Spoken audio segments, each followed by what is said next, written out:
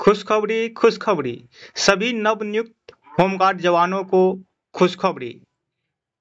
स्वागत है हमारे यूट्यूब चैनल पे आप सभी को। दोस्तों आज बात करने वाले हैं हम लोग बिहार होमगार्ड के सैलरी के बारे में। ठीक है, साथ ही आपका जो फैसिलिटी मिलने वाला है उसके बारे में।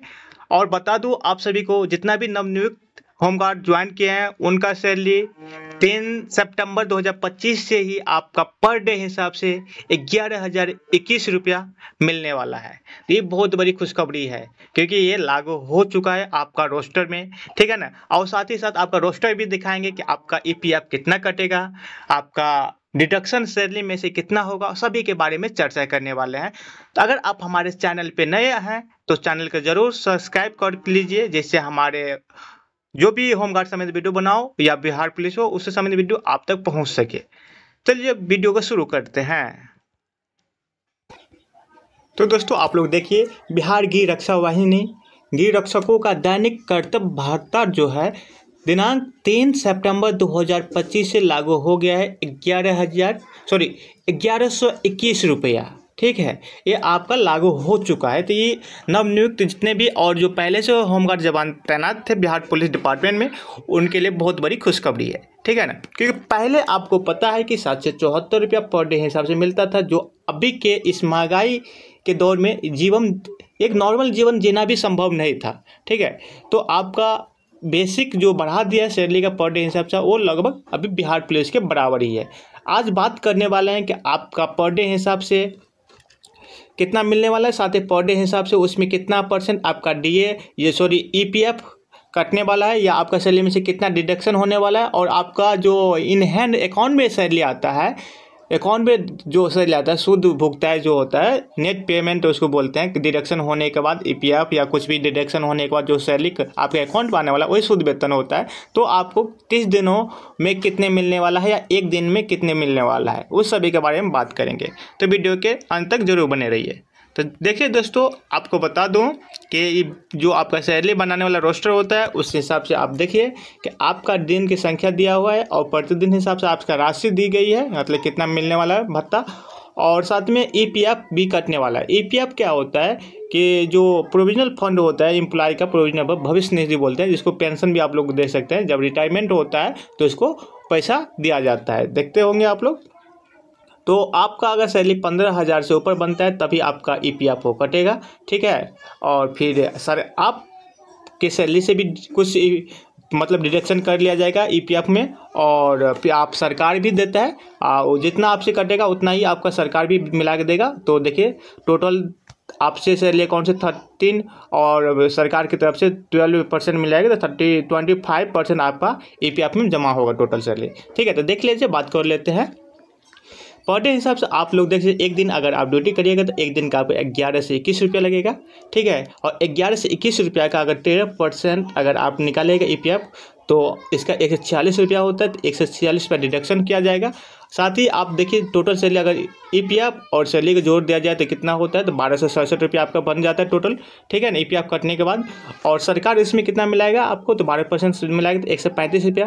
टोटल ईपीएफ कितना हो जाता है, 25%, मतलब 281 रुपया एक दिन का हो गया। ठीक है, और ये डिडक्शन है। ठीक है, डिडक्शन होने के बाद इतना ईपीएफ में आपका डिडक्शन कितना होगा, तो कितना हो जाएगा, 281। आपका सैलरी टोटल कितना बन गया, आपका पीएफ और ये बनने के बाद 1267 रुपया बन गया। और देखिए इसमें आपका जो ईपीएफ कटता है 281 रुपया, साथ में 15 रुपया जो होता है जिला कोष का अंश के लिए, मुख्यालय कल्याण कोष के लिए 35 रुपया, और शिक्षा अंश के लिए 10 रुपया ये डिडक्शन होता है। ये सभी कटने के बाद आपका जो नेट पे बनता है पर डे हिसाब से 926 रुपया बनता है। आप लोग देख सकते हैं, ये एक दिन का है, तो एक दिन हिसाब से आप लोग देख सकते हैं। ये सभी आप देख सकते हैं कि 1 2 3 4 ऐसी पर डे हिसाब से आप लोग देख सकते हैं। तो अंत में अगर आप 30 दिन ड्यूटी करते हैं तो महीना 30 से 31 दिन का होता है, तो उसमें आपको कितना सैलरी मिलेगा। तो हम मैक्सिमम 30 दिन का महीना लेके चलते हैं, तो 30 दिन के बारे में बात करते हैं। देखिए, तो 30 दिन अगर आप ड्यूटी करते हैं, अगर 30 दिन आप ड्यूटी करते हैं ना, तो देखिए, तो 30 दिन आप ड्यूटी करते हैं तो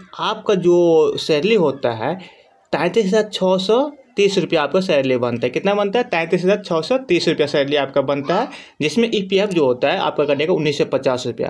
तो टोटल आपका सैलरी बन जाता है कितना, 35,580 रुपया आपका ये टोटल सैलरी बनता है। जिसमें आप देखिए, आप देख सकते हैं कि इसमें डिडक्शन होगा, ठीक है ना, डिडक्शन होगा। देखिए आपसे कटेगा 1950 रुपया और साथ ही सरकार आपका ईपीएफ में भी 1800 रुपया जमा करेगा। तो टोटल आपको जिसको एनपीएस या अभी एनपीएस वही है, तो एनपीएस यूपीएस सिस्टम आ गया है, तो अभी 37 से 50 टोटल आपका कट जमा होगा ईपीएफ में और साथ में डिडक्शन हो जाएगा। और डिडक्शन होने का टोटल नेट पे में 35,580 में से इतना 3750 15 3510 डिडक्शन होने के बाद, मतलब कटने के बाद आपका इन हैंड जो आपका अकाउंट में पैसा आएगा, सैलरी आपका आएगा 31,770 रुपया।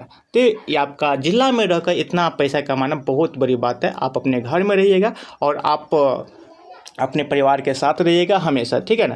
तो ये बहुत बड़ी बात है, अपने घर में आपका रोजगार मिला है। खुशखबरी बहुत बड़ी है कि सभी ऐसे समझे कि बिहार पुलिस से अच्छा ही होमगार्ड है। भले उसमें जो मंथली है फिक्स है, इसमें मंथली जो है फिक्स नहीं है क्योंकि आपका डे बेसिस पे है। लेकिन अभी हम बहुत सारे होमगार्ड भाइयों से बात किया, जैसे कि गया, भागलपुर, नालंदा, ये सब गए थे, उधर मिले बहुत सारे भाइयों, उस सभी से बात किया ना। जो पहले ज्वाइन है, नवनियुक्त नहीं, जो पहले ज्वाइन है, देखिए आपको होमगार्ड में है ना, आपको 112 में भी ड्यूटी के लिए कर सकता है, ट्रैफिक के लिए हर डिपार्टमेंट आपको डिप्यूट कर सकता है। ये मत भूलिए कि आप पुलिस ना, आप वो एकदम आपके कंधा टू कंधा मिलाकर बिहार पुलिस के साथ काम करिएगा, ठीक है ना। इसीलिए आपका सैलरी भी उसी के बराबर कर दिया है, ठीक है ना। तो ये हो गया आपका सैलरी। आप देख सकते हैं कि 30 दिनों की सैलरी 33,630 रुपया। तो इसमें आपका ईपीएफ जो कटता है 1950 रुपया बनता है, वो जोड़ने के बाद टोटल जो सैलरी होता है 35,580 रुपया।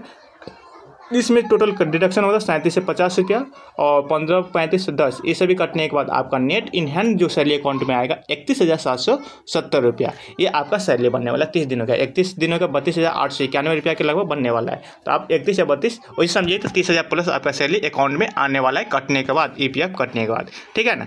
तो ये खुशखबरी है, ठीक है ना। आप लोग देख सकते हैं। अगर पीडीएफ चाहिए तो हमारे टेलीग्राम ग्रुप जो है लिंक डिस्क्रिप्शन में डाल देंगे, वहाँ से ज्वाइन कर लीजिएगा।